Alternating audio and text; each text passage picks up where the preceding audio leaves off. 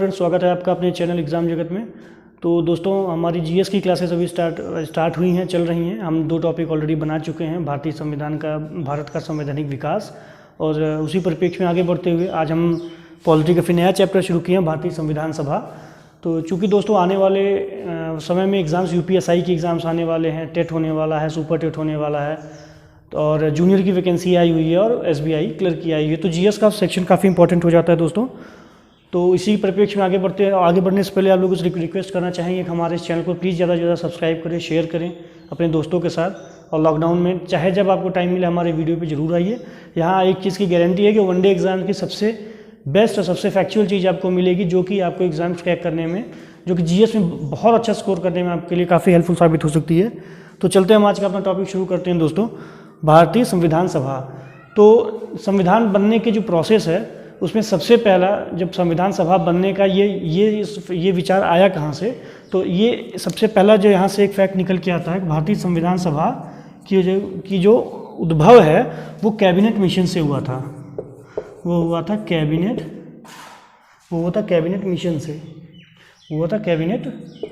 से।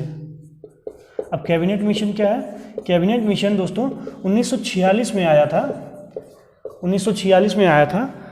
और ये इसमें 3 मेंबर थे। 3 मेंबर्स का इसके मेंबर है sir Stanford Cripps, sir Stanford Cripps,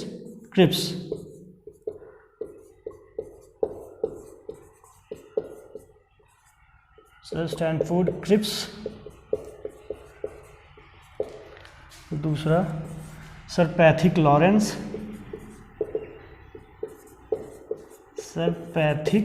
Lawrence, और तीसरे जो इसके मेंबर थे वो ए.वी. अलेक्जेंडर थे। दोस्तों ये बहुत ही इंपॉर्टेंट क्वेश्चन है, क्योंकि कैबिनेट मिशन एक ऐसा टॉपिक है कि आने वाले हर 1 साल 2 साल में कहीं न किसी एग्जाम में यहाँ से एक क्वेश्चन जरूर बनता है संविधान सभा से। तो संविधान सभा समझने से पहले हमें समझना होगा कि विचार आया कहाँ से। ये विचार आया था कैबिनेट मिशन से, और ये कई बार क्वेश्चन पूछा जा चुका है दोस्तों वनडे एग्जाम्स में कि कैबिनेट मिशन कब आया था। सबसे पहले आपको ये ईयर याद करना होगा, ये आया कब था। ये 1946 में आया था, और इसमें कितने मेंबर थे? इसमें टोटल 3 मेंबर हुआ करते थे, जिसकी इस मिशन की जो अध्यक्षता थी वो स्टैनफोर्ड क्रिप्स थे। ये अध्यक्ष थे इसके अध्यक्ष थे, और ये इसके अध्यक्ष थे sir Pethick Lawrence, A.V.. Alexander. ये तीनों ने मिलकर जो ये एक संस्कृति थी कि भारत में संविधान निर्माण के लिए एक संविधान सभा का गठन करना चाहिए। तो इस संविधान सभा से सबसे पहला जो टॉपिक, जो सबसे पहला पोर्शन से जहाँ क्वेश्चन पूछ सकता है आपके लिए, वो कैबिनेट मिशन से है। कैबिनेट मिशन में कितने मेंबर थे? 3 मेंबर थे। इसका अध्यक्ष कौन था? सर स्टैनफोर्ड क्रिप्स थे, और ये आया कब था? 1946 में आया था। तो चलिए दोस्तों आगे बढ़ते हैं। अब कैबिनेट मिशन का जो प्लान था वो इस कैबिनेट मिशन ने ये सजेस्ट किया कि भारत के संविधान निर्माण के लिए एक संविधान सभा का गठन आवश्यक है। तो इस संविधान सभा के गठन के लिए इसमें संविधान सभा में कुल कितने मेंबर थे? इसमें कुल थे 389 मेंबर्स। 389 मेंबर्स को इसमें प्रपोज किया गया था दोस्तों, कि इसमें से जो ये संविधान सभा होगी, इस संविधान सभा में टोटल सदस्यों की संख्या वो कितनी होगी? वो 389 होगी। अब इसमें से 296 मेंबर्स किसमें होंगे? ये होंगे ब्रिटिश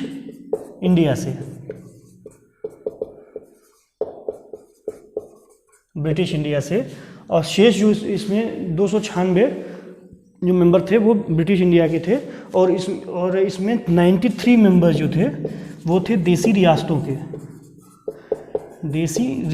से थे। ठीक है, तो ये फैक्ट बहुत इंपॉर्टेंट है कि कैबिनेट संविधान सभा में कुल मेंबर कितने थे? कुल मेंबरों की संख्या थी 389, और 296 इसमें थे ब्रिटिश इंडिया में। इसमें सारी पॉलिटिकल पार्टीज हमारी थी, जैसे कांग्रेस हो गई, मुस्लिम लीग हो गई, कम्युनिस्ट पार्टी हो गई, या हिंदू महासभा हो गई। इसमें सारे मेंबर्स पॉलिटिकल पार्टी के ये थे 296 में, और 93 देसी रियासतें थी। भारत में जितनी देसी रियासतें या जितनी बड़ी देसी रियासतें थी उनसे 93 मेंबर्स को एसोसिएट किया गया था। तो दोस्तों जैसा कि हमने बताया था कि संविधान सभा में जो टोटल सदस्यों की संख्या थी वो 389 थी, और इनमें से जो था 296 जो ब्रिटिश इंडिया था, इनमें से जो कांग्रेस का जो जो जो मेजर दो बड़ी पार्टीज थी वो थी कांग्रेस और मुस्लिम लीग, जो कि इसमें दो जो भारत की उस समय सबसे बड़ी पॉलिटिकल पार्टीज थी, कांग्रेस थी और दूसरा थी मुस्लिम लीग थी। अब चूंकि मुस्लिम लीग उस समय तो ये दोनों सबसे बड़ी पार्टियां थी, तो कांग्रेस में कुल 208 मेंबर्स कांग्रेस से लिए गए थे और 71 मेंबर इसमें लिए गए थे 73 मेंबर लिए गए थे मुस्लिम लीग से। और इसी सिलसिले को आगे बढ़ाते हुए जब संविधान सभा में टोटल सदस्यों की संख्या निश्चित हो गई थी, तो इसमें एक क्वेश्चन बहुत इंपॉर्टेंट है दोस्तों, ये जो कि हमेशा किसी न किसी एग्जाम में जरूर पूछा जाता है कि जो संविधान सभा गठित हुई थी उसमें से कितने नागरिकों का, जैसे एक उसमें ये था कि कितने नागरिकों पे एक मेंबर अपॉइंट किया जाएगा, ठीक है, कितने नागरिकों पे मेंबर अपॉइंट किया जाएगा। तो उस समय जो रेशियो लिया गया था वो 10 लाख नागरिकों में से 10 लाख के बिहाफ पे एक मेंबर लिया गया था। मतलब इसका जो अनुपात था वो 10 लाख के अनुपात में एक था, मतलब हर 10 लाख व्यक्ति के ऊपर एक सदस्य एक नियुक्त किया गया था। और संविधान सभा में दोस्तों जब इसकी जो पहली बैठक की गई थी उसमें एक क्वेश्चन बहुत इंपॉर्टेंट है जो कि एसएससी और वनडे एग्जाम्स में कई बार आ चुका है दोस्तों, कई बार आ चुका है।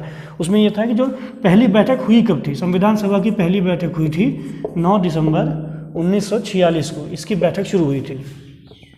जब ये एक क्वेश्चन एक है, दूसरा इसका अस्थायी सदस्य किसको बनाया गया था, तो सबसे बुजुर्ग इंसान जो थे उसमें डॉक्टर सच्चिदानंद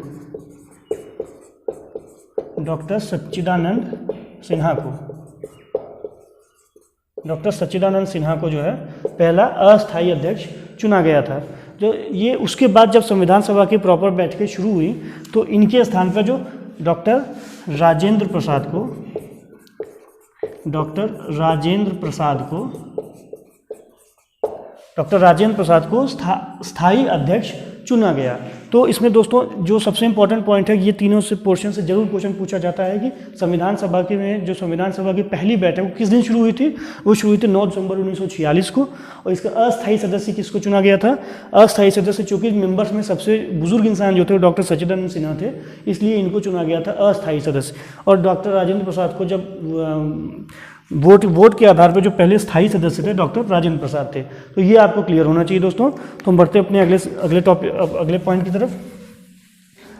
दोस्तों संविधान सभा में मेंबर्स कितने थे हमने ये देखा, किस समिति के आधार पर, सिफारिश के आधार पर इसको लाया गया था, इसमें कितने सदस्य थे, कांग्रेस के कितने थे, मुस्लिम लीग के कितने थे। अब हम बढ़ते हैं अगले पॉइंट की तरफ। अगला पॉइंट है कि ये जो संविधान सभा थी, हमारा संविधान कैसा होना चाहिए, वो किस आधार पर होना चाहिए, उसमें कितने खंड होने चाहिए, कितने भाग होने चाहिए। तो इस आधार पर जो संविधान का जो प्रारूप बनाया था, ये बनाया था B.N. राव ने, माफ़ करिएगा, B.N. राव ने संविधान का प्रारूप बनाया था, प्रारूप तैयार किया था इसका। दोस्तों ये क्वेश्चन बहुत पूछा गया है, कमीशन से लेके हर वनडे एग्जाम में लगभग ये क्वेश्चन आ चुका है और ये बहुत पेट क्वेश्चन है और ये जरूर आ सकता है कि किसी भी एग्जाम में। ये बहुत इंपॉर्टेंट क्वेश्चन है कि संविधान का प्रारूप, भारतीय संविधान का प्रारूप किसने तैयार किया था, तो डॉक्टर B.N. राव जी ने तैयार किया था। अब इसके आधार इसी के प्रारूप के आधार पर आगे चल के एक प्रारूप समिति बनाई गई और इसके अध्यक्ष बनाए गए डॉक्टर B.R. आम्बेडकर। प्रारूप, अब इसमें दो चीज़ें ध्यान रखने वाली है दोस्तों कि प्रारूप समिति जब पूछा जाए कि प्रारूप समिति का अध्यक्ष कौन था, वो थे डॉक्टर B.R. आम्बेडकर थे। और संविधान का प्रारूप किसने तैयार किया था, वो तैयार किया था B.N. राव ने। और इसी के आधार पर दोस्तों आइए देखते हैं कि एक पोर्शन इसमें आता है कि समितियाँ कौन सी थी और किस समिति का अध्यक्ष कौन था। ये बहुत इंपॉर्टेंट क्वेश्चन है और अक्सर पूछ लिया जाता है दोस्तों से। तो संविधान सभा में कुछ बहुत इंपॉर्टेंट समितियां बनाई गई थी जिनके कुछ अध्यक्ष और उनके मेंबर अपॉइंट किए गए थे। तो आने वाले एग्जाम्स में अक्सर ही पूछ लेते हैं कि ये समिति कौन थी, इसका अध्यक्ष कौन बना।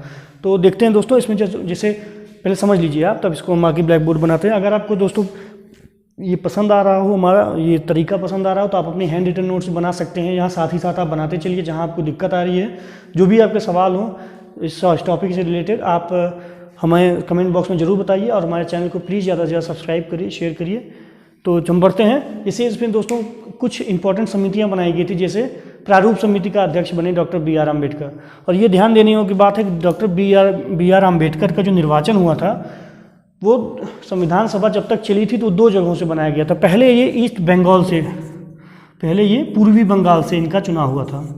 अब पूर्वी बंगाल से, अब पूर्वी बंगाल दोस्तों जैसे जब भारत पाकिस्तान विभाजन हो गया तो पूर्वी बंगाल चला गया पाकिस्तान में। इसके बाद डॉक्टर बी आर अम्बेडकर चुने गए बॉम्बे से, तत्काल आज के मुंबई, बॉम्बे से डॉक्टर बी आर अम्बेडकर 2 जगह से चुने गए थे बी आर अम्बेडकर। ये बहुत इंपॉर्टेंट क्वेश्चन है,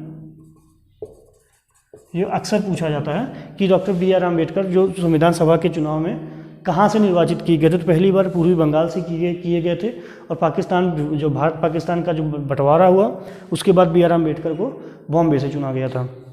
तो इसमें कुछ बहुत इंपॉर्टेंट समितियां बनाई गई थी दोस्तों, जैसा मैंने आपको बताया था। उन समितियों में जो सबसे पहला संचालन समिति थी, तो जैसे संचालन समिति का अध्यक्ष जो थे, संचालन समिति के अध्यक्ष थे डॉक्टर राजेंद्र प्रसाद जी थे, और झंडा समिति के अध्यक्ष झंडा समिति के डॉक्टर राजेंद्र प्रसाद थे, प्रारूप समिति के बी आर अम्बेडकर थे, संघीय समिति के डॉक्टर पंडित जवाहरलाल नेहरू थे, और प्रांतीय समिति के जो अध्यक्ष थे वो सरदार वल्लभ भाई पटेल थे। तो चलिए हम इसको लिख के आपको समझा देते हैं। तो दोस्तों, भारतीय संविधान निर्माण में संविधान सभा को सुचारू रूप से कार्य करने के लिए कुछ समितियां बनाई गई थी और इन समितियों की जिम्मेदारी के लिए इनकी अध्यक्षता किसी को सौंपी गई थी। तो यहाँ पे बोर्ड पे हमने कुछ इंपॉर्टेंट समितियाँ हैं जो लिख दी हैं, और ये किसी भी एग्ज़ाम में बहुत फ्रिक्वेंटली पूछे जाने वाला एग्ज़ाम है। यहाँ तक कि लोक सेवा आयोग की परीक्षा से लेके ये ग्रुप डी के एग्ज़ाम तक, ये लगभग हर परीक्षा में कहीं अगर यहाँ से क्वेश्चन बनता है संविधान सभा से तो एक क्वेश्चन यहाँ से कंपलसरी बन सकता है आपको। तो ये बहुत काफ़ी इंपॉर्टेंट ये पोर्शन है। तो अब चलिए देखते हैं कि कौन कौन सी समितियाँ बनाई गई थी और इनकी अध्यक्षता किसको सौंपी गई थी। तो जो सबसे पहली समिति थी वो प्रारूप समिति थी। प्रारूप समिति की अध्यक्षता डॉक्टर बी आर अम्बेडकर को सौंपी गई थी, ये इसके प्रारूप समिति के अध्यक्ष थे। और जो दूसरी समिति थी वो संचालन समिति थी। संचालन मतलब संविधान सभा कैसे कार्य करेगी, उसकी क्या नियमावली होगी, उसका ड्यूरेशन कितना होगा, इसकी अध्यक्षता सौंपी गई डॉक्टर राजेंद्र प्रसाद को। और तीसरी तीसरा समिति थी वो संघीय संविधान समिति थी और इसकी अध्यक्षता सौंपी गई पंडित जवाहरलाल नेहरू को। और संघीय संविधान समिति की अगर आपको सिंपल सा अर्थ समझना हो तो भारतीय संघ कैसा होगा, इसका प्रारूप कैसा होगा, इसमें क्या इसकी अखंडता एकता के लिए क्या जिम्मेदारियाँ होंगी, ये इसकी जो जिम्मेदारी सौंपी गई उस भारतीय जो संघीय संविधान समिति को सौंपी गई और इसकी अध्यक्षता पंडित जवाहरलाल नेहरू को दी गई। और जो चौथा समिति थी जो काफ़ी इंपॉर्टेंट है, प्रांतीय संविधान समिति, तो इसकी अध्यक्षता सौंपी गई सरदार वल्लभ भाई पटेल को। और भारतीय संघ के निर्माण में को कितने प्रांत होंगे, देसी रियासतों का क्या भविष्य होगा, उन रियासतों को क्या सहूलियतें दी जाएंगी, कितनी नहीं दी जाएंगी, इसकी अध्यक्षता सौंपी गई प्रांतीय संविधान समिति को, जिसकी अध्यक्षता सरदार वल्लभ भाई पटेल कर रहे थे। जो पांचवा समिति थी वो मौलिक अधिकारों एवं अल्पसंख्यकों संबंधी परामर्श समिति थी। अब ये काफ़ी इंपॉर्टेंट समिति है क्योंकि चूँकि मौलिक अधिकार उस समय का एक काफ़ी ज्वलंत मुद्दा था, क्योंकि सेकेंड वर्ल्ड वॉर ख़त्म ही हुआ था। तो उसी कारण जो यूएन बने और जो यूएन बने या अन्य जो संस्थाएं बनी उनमें मौलिक अधिकारों पर काफ़ी जोर दिया गया। तो भारतीय संविधान ने भी इस चीज़ को रिकॉग्नाइज करते हुए मौलिक अधिकारों एवं अल्पसंख्यक संबंधी परामर्श समिति का गठन किया और इसकी अध्यक्षता सौंपी गई सरदार पटेल को। और जो छठी समिति थी राष्ट्रध्वज संबंधी तदर्थ समिति, इसी को दोस्तों आम भाषा में झंडा समिति कहा जाता है। इसी को आम भाषा में क्या कहा जाता है, झंडा समिति कहा जाता है। झंडा समिति कहा जाता है। अगर एग्जाम में राष्ट्रध्वज संबंधी समिति आके ना आए तो अगर झंडा समिति है तो भी इसका मतलब वही है, और इसकी अध्यक्षता डॉक्टर राजेंद्र प्रसाद ने की थी। तो चलिए दोस्तों, ये समितियां बनी थी और इनके अध्यक्ष कौन कौन थे, ये काफ़ी इंपॉर्टेंट पोर्शन है, इसको ध्यान से पढ़िएगा आप लोग। अब चलते हैं भारतीय संविधान के निर्माण पे कि उसमें टाइम कितना लगा, उसमें ड्यूरेशन कितना लगा, उसमें अनुच्छेद कितने थे, आर्टिकल्स कितने थे, कितने भाग थे, इत्यादि चीज़ों पर। तो चलते हैं समयावधि पे। हमारा अगला पॉइंट है समयावधि। चूँकि संविधान निर्माण में कितना टाइम लगा था, तो संविधान निर्माण एक काफ़ी जटिल प्रक्रिया थी और काफ़ी लंबी प्रक्रिया थी। तो इसके निर्माण में संविधान सभा में कुल 2 वर्ष 11 माह तथा 18 दिन, इतने दिन का समय लगा था दोस्तों। तो अगर ये क्वेश्चन काफ़ी इंपॉर्टेंट है, कई बार पूछा जाता है कि चूँकि आपको जो ऑप्शन देगा, इन्हीं 3 में से डिस्ट्रैक्ट करेगा। या तो रख देगा 2 वर्ष 10 महीने 15 दिन, या 3 वर्ष 10 महीने 18 दिन। ऐसा आपको कुछ कन्फ्यूजन क्रिएट करने की कोशिश करेगा, और ये अक्सर किया जाता है वनडे एग्जाम्स में। तो ये चीज़ें आप लोग याद रखेंगे कि भारतीय संविधान निर्माण की जो समयावधि थी वो इतने वर्षों में बनके कंप्लीट हुई, 2 वर्ष 11 माह और 18 दिन में। और इसका प्रारूप कैसा बना संविधान का? जो हमारा 1950 का जो संविधान जिसको एक्नॉलेज किया गया था दोस्तों, उस संविधान को, उसमें 22 भाग थे, 395 अनुच्छेद थे, 395 अनुच्छेद थे तथा 8 अनुसूचियां थीं। आगे के टॉपिक्स में हम इन सारे पोर्शन को एक एक, कौन से भाग में क्या चीज़ है, किस अनुच्छेद में क्या है, कौन कौन से इंपॉर्टेंट अनुच्छेद हैं आपके लिए, अनुसूचियां कितनी हैं। अब ये तो पुराना जो संविधान 1950 में हमने लागू किया हुआ था उसमें ये भाग थे। अब इसमें कुछ भाग आज भी वैसे हैं, लेकिन आर्टिकल्स की संख्या बदल गई है। तो अगर आर्टिकल्स बाय नंबर देखें तो अब तक 426 के आसपास अनुच्छेद हो चुके हैं, लेकिन अनुच्छेद के संख्या में परिवर्तन इसलिए नहीं आया कि जो भी नए अनुच्छेद जोड़े गए, जैसे आर्टिकल 21 था, आर्टिकल 21 जो था उसमें जैसे नया आर्टिकल जोड़ा गया कि शिक्षा का अधिकार आर्टिकल 396 न करके आर्टिकल 21A कर दिया गया। आर्टिकल 21 है, अगर 21A पूछा जाए तो ये शिक्षा का अधिकार देता है, ठीक है। तो इसीलिए आर्टिकल्स के नंबर वही हैं, लेकिन अगर संख्या इनकी जोड़ी जाए तो 425 से 426 के आसपास आपके अनुच्छेद बनते हैं। और ये अनुसूचियां जो थी, आज भी अनुसूचियां उतनी ही हैं। अनुसूचियां आज बदली हुई हैं, ये 8 अनुसूचियां आज बदल के 4 अनुसूचियां बढ़ गई हैं। तो आज के समय में कितनी अनुसूचियां हैं? आज 12 अनुसूची हो गई है। अगर आपसे से सवाल पूछा जाए कि संविधान निर्माण के समय 1950 में भारत में के संविधान में कितनी अनुसूचियां थी, तो आपको उत्तर होना चाहिए 8। लेकिन आज के करंट अफेयर्स में अगर पूछा जाए कि भारतीय संविधान में आज कितने भाग, कितने अनुच्छेद, कितनी अनुसूचियां हैं, तो आपका उत्तर 12 होगा। तो दोस्तों ये कुछ इंपॉर्टेंट पॉइंट्स थे जिसको हमने बताया इस क्वेश्चन में, और हम उम्मीद करते हैं कि आपको पसंद आया होगा। भारतीय संविधान सभा से जितने क्वेश्चन बनते थे आपको यहाँ बताए गए। तो आने वाले जितने एग्जाम्स होंगे इस वीडियो को आप रिवाइज करते भी, आप एग्ज़ाम टाइम से 1-2 दिन पहले हमारे वीडियोस को देखिए। एक भी फैक्ट यहाँ छूटेगा नहीं, एक एक पॉइंट बाय पॉइंट आपको यहाँ बताया जाएगा। तो उम्मीद करते हैं वीडियो आपको पसंद आया होगा। अगर पसंद आया तो प्लीज़ करिए लाइक, शेयर और सब्सक्राइब। मिलते हैं आपसे अगली क्लास में।